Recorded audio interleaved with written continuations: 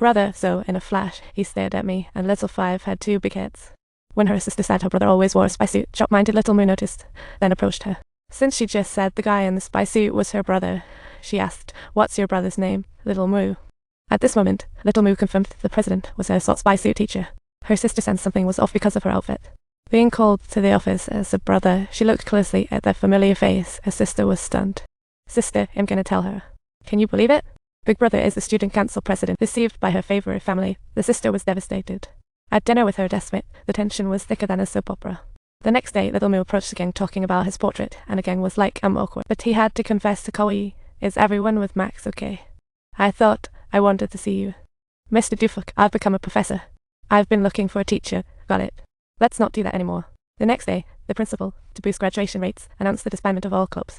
To save club activities, a gang, as president, faced off with the principal while departing. Club activities are essential to student life. I was thinking about everyone. Are you really doing this for us, or just a student council president dilemma? Student council president, so it's not just the principal's problem. Inspired classmates echoed, gazing at the familiar yet strange Big Brother.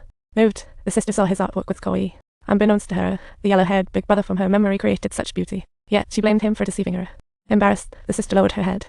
Koi added fuel, inviting her sister to the billiards hall, and secretly began to join later. She saw Karami bullying a classmate. The two stopped him. Seeing her toughness, Karami backed off gracefully. But soon, they brought a gang of Karamis, all more troublesome. Everyone decided to take the two away. Big Brother arrived late, but the bullied student told him what happened. He hopped on his donkey to chase martial arts troublemakers. The gang, feeling a little flirty and fully energized, actually caught up while listening to the sounds of fighting outside. The sister was once again deeply moved. She realized that he was still that brother who had protected her since childhood, with his affection for her never changing. She kept calling out Brother Han, and at that moment, she looked incredibly cool. So cool. He's still the caring brother. They hugged. Karami laughed. Sister understood. Next day, she dressed as a model student, deciding to keep his fate secret. But one person would absolutely not allow a gang's deception. That's the strongest Big Brother. Little did they know Head walked in. Turns out he came to visit his sister, but now that he saw her, trouble was brewing. Big Brother approached the rival school full of trouble. Big Brother was surprised. A gang already ruled here. What's happening? At dinner that night, a gang wanted to confess to his family, but struggled to speak. Big Brother grew suspicious. Finally, while tidying a gang's room, he stumbled upon a gang's college application form and confronted him. A gang had no choice but to confess, and Big Brother's anger hit the roof. Without a word, he beat his little brother, brought him home, and told their parents. They were appalled by his deceit. In a meltdown, he was speechless, took off the spy suit, and left. To earn money for college, he went to the city to work, but ran into a group of troublemaker customers, who just so happened to be old foes of Big Brother. They also noticed a gang's name tag, and they called him out. After some chatting, a gang realized their intentions. But the outcome was the same. These brothers were all monsters, and little Karami was furious. They sought revenge, calling Crow Brother the strongest.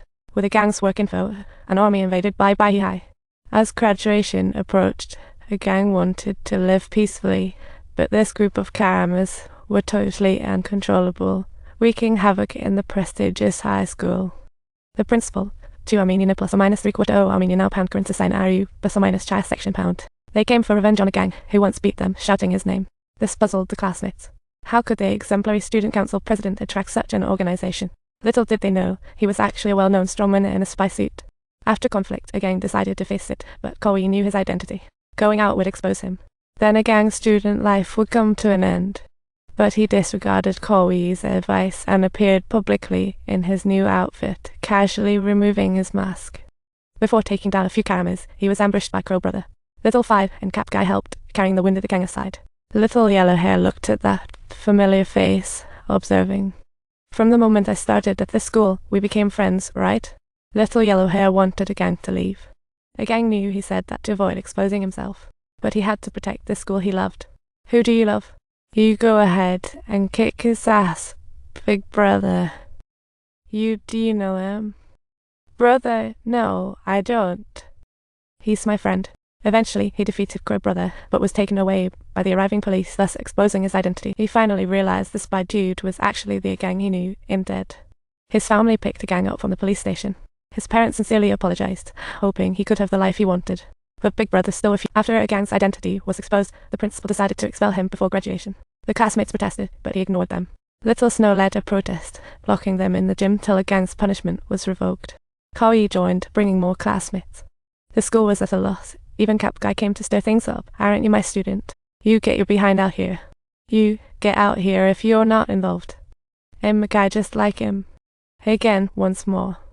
As the situation escalated, the principal was out of options.